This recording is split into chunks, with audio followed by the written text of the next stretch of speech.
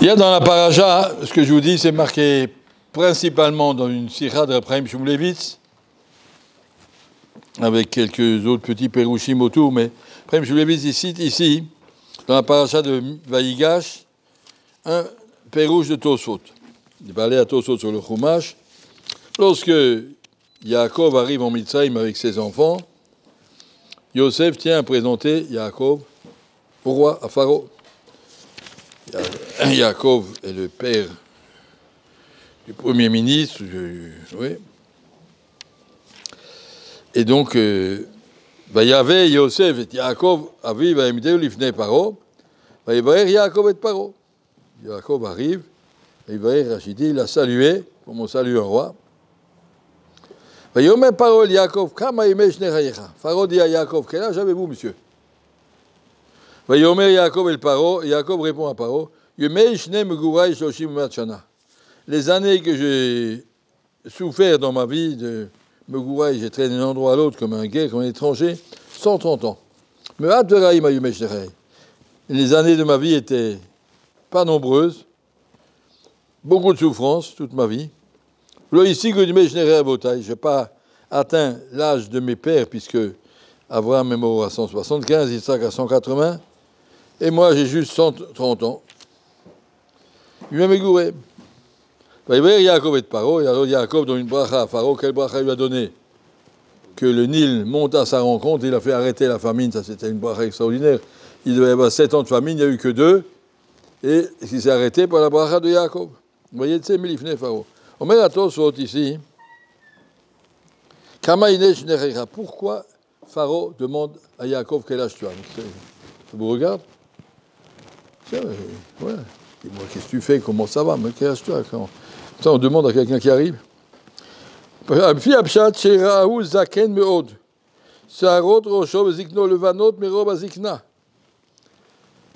Yaakov avait l'air très très âgé. Ses cheveux et sa barbe étaient tout blancs, tellement il était vieux. Et Pharaon lui dit, j'ai jamais vu un vieux comme ça. Quel âge t'as?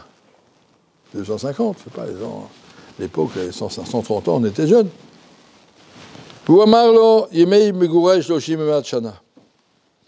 Alors Yaakov lui a expliqué, Nahon, je ne suis pas si vieux, j'ai 130 ans. Mes parents, ils avaient 180. Je ne suis pas si vieux, mais c'était des années de souffrance. Chez Lavan, chez Esav, chez Dina, chez Yosef, j'ai souffert dans ma vie. Mais à tes mêmes Shnata, j'ai l'air vieux parce que c'est des années très dures. Ça, c'est le discours, le dialogue entre Pharaon et Yaakov. Midrash. Sur ça, le Midrash dit Yaakov dit à Pharaon, c'est des années très dures. Amarlo HaKadosh Baruch Hu, Ani melaticha me'esav milaban ve'zarti lecha dina gam Yosef, v'ata mitrei marchayecha. HaKadosh Baruch Hu dit à Yaakov, t'as pas honte? Je t'ai sauvé de Lavan, je t'ai sauvé de Esav, je t'ai sauvé de Dina, je t'ai sauvé de Yosef, je t'ai tout ramené. Et tu oses encore te plaindre devant un goy? J'aime bien te raïm et dit, voilà, HaKadosh Baruch Hu était cruel avec moi. On ne fait pas ça. Chayecha, sheminyan atevot. שיש ויאמר עד בימי מגורי כך יחסרו משנותיך שלא תחיה כחיי יצחק אביך. והם ל"ג תיבות. Les 33 mots de ces psukim qui parlent de l'âge de Yaakov, c'est 33 ans qu'on va diminuer de la vie de Yaakov. Au lieu que tu vives 180 comme ton père, tu vivras 147. 180 moins 33. Parce que tu devais pas, on ne se plaint pas comme ça. Dis merci, Baruch Hashem. Tout est bien qui finit bien. J'ai l'air vieux, mais je ne suis pas si vieux. Baruch Hashem, tout va bien. Non. Il a commencé à dire, mais mes années étaient dures.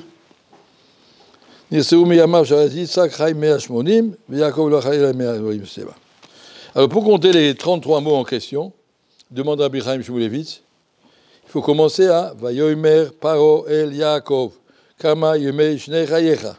Savoir avec Yaakov, pourquoi on va punir Yaakov? Parce que ça. Vayomer Yaakov el Paro, tout ça c'est vrai. Quand Yaakov commence à parler, c'est seulement Yemei Shnei Megurim Shem Vatshana. Il a dit un seul verset. Pourquoi tu lui enlèves 33 ans? Il y a 33 mots, mais ce n'est pas les mots à lui. Vayomer, Paro, El Yaakov, Kama Imeshen, quel âge tu as? Ça fait partie de la punition, parce que Pharaon lui demande son âge. Omer Abichaim Shmulevitz, un homme doit se présenter. Simcha, Bigvura, Be'emuna, Be'bitachon. Vadaï qu'on n'a pas Khalila de critiquer Yaakov Avinu. On est là, largement trop loin des étoiles pour pouvoir savoir leur taille et leur grandeur. En tout cas, par rapport à ce que la Torah nous présente, Yaakov devait se présenter devant Pharaon avec dignité. Monsieur le roi, voilà, qu'on voit, le chef du clan d'Israël, un grand homme. On a vu un homme tout misken. Et Pharaon, frère, lui a demandé, mais quel âge avez-vous, monsieur? Le fait que Pharaon ait demandé là ton âge, déjà ça, c'est une punition. Tu as une punition. Pourquoi tu te présentes comme ça? Prends la tête haute. Présente-toi, je suis le chef de tous les pères de Yosef et de tous les armes Israël qui sont installés ici, qu'on va s'installer. Et tu t'es présenté un petit peu négativement. Encore une fois, on ne critique pas Yaakov, on va l'expliquer. La Hanaga qui est marquée dans le Midrash, puisque Yaakov s'est plaint au lieu de venir Bigvura, on lui a enlevé 33 ans. Ça veut dire qu'un juif doit apprendre à ne pas se plaindre. Se plaindre, c'est du Leshon Hara sur Akadosh Baruch Hu. Le bonhomme qui dit « Ah, j'en peux plus, j'ai mal la tête ». Qui t'a fait mal la tête? Akadosh Baruch Hu. Pourquoi tu parles? Comment tu parles contre Hachem? Des fois, ça s'ouvre, alors tais-toi. Le Rambam dit quand on commence le Leshon Hara, on finit à parler sur ça, on finit à parler à Passov, on parle contre Akadosh Baruch Hu. Ça veut dire ça. Le bonhomme se plaint, mes années sont terribles. On a dans la paracha la semaine dernière, la même chose. Quand Yosef, les frères sont revenus chez Pharaon, chez Yaakov, après avoir fait un petit tour en Égypte, et on lui a confisqué Shimon, et on lui a dit, tu dois ramener Binyamin. Alors Yaakov n'était pas content. La marée au Temli, la guide laïche. Pourquoi vous m'avez fait ça? Vous m'avez fait souffrir de raconter à ce monsieur que vous aviez encore un frère. La marée au Temli, pourquoi vous m'avez fait du mal? Omer à Midrash, on ne dit pas ça. La marée au Temli. Omer à Kodosh Baruch Hu, Ani asakti l'amlich et beno le melech. Vous Omer la marée au Temli. Vous dites pourquoi vous m'avez fait du mal? Mais c'est du bien qu'on t'a fait. Kodosh Baruch Hu est en train de te construire l'armée Israël, de mettre Yosef comme Melech. Vous devez rentrer 210 ans en Égypte pour que ça se passe dans les meilleures conditions. Il fallait que Yosef prépare toute la situation, pour qu'il prépare qu'il soit roi et qu'il installe les gens et qu'il fasse tout pour que les 210 ans se passent le mieux possible. On ne dit pas la marée au Temli. On peut dire je ne comprends pas ce qui se passe, et pas plus. On reproche à Yaakov ces 3 mots, la marée au Temli. Pourquoi vous m'avez fait souffrir? Pourquoi vous m'avez fait du mal? C'est vrai qu'ils ont fait du mal. Pourquoi tu vas les raconter? On ne dit pas la marée au Temli. Pourquoi vous lui avez raconté? C'est pas du mal. Il y a une 3e phrase, la même chose, exactement dans le début de la Haftarah de Lech Lecha. Comment elle commence? Lama Tomar Yaakov Utedaber Israël. Haftarah dans Isaïe 40. Pourquoi Yaakov tu parles? Pourquoi tu parles Israël? Nistera d'Arkim Hashem. Qu'est-ce que tu dis? Nistera d'Arkim Hashem. Kadosh Baruch Hu ne trouve plus mon chemin. Il m'a oublié. Ou mais il a mishpati Yavor. Hashem m'a oublié, m'a laissé tomber Khalila. Yaakov est tellement de souffrance. Mais une vie très très très très dure si on regarde bien tout ce qu'il a eu chez Laban et chez Esav et chez Dina et chez Yosef. Rien que voilà, tout ça c'était très dur. Il y a encore d'autres choses. Et donc avec Shrem, on ne dit pas ça. On ne dit pas Lama Nistra d'Arki. Lama Toma Yaakov. Pourquoi tu dis ça Nistra d'Arki me Hachem? Là aussi le Midrash lui reproche un autre pasouk à la fin de Yeshayahu. Yeshayahu il dit à Yaakov, il ne fallait pas dire ça. Encore une fois, on n'est pas en train de juger Yaakov, on est en train de savoir pour nous, qu'est-ce que la Torah veut? Ne te plains pas. Il y a des choses qui sont difficiles, assume, c'est dur, mais c'est bien. Monsieur qui revient de chez le dentiste ne doit pas dire ah, ce qui m'a fait souffrir, il est très méchant.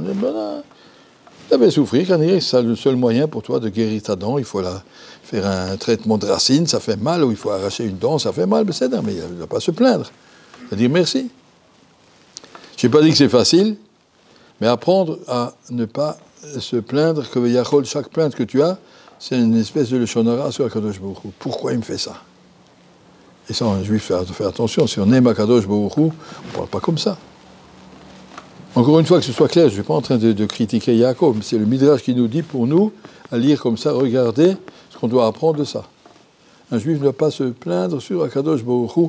En 1945, l'Admour Mibelz est revenu de, je crois que c'était Bergen-Belsen, un des camps de concentration, et ils l'ont ramené, on s'est retrouvé à Tel Aviv.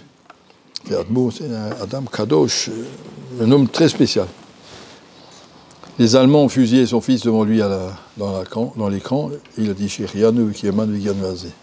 Bracha, merci à Kadosh Baruch que tu m'as donné la joie et le bonheur de voir mon fils mourir à Kiddush Hashem. Pour imaginer un petit peu le darga que c'est. Et alors, quand il est revenu ici, après tout, il pesait 35 kilos après la guerre. C'était vraiment.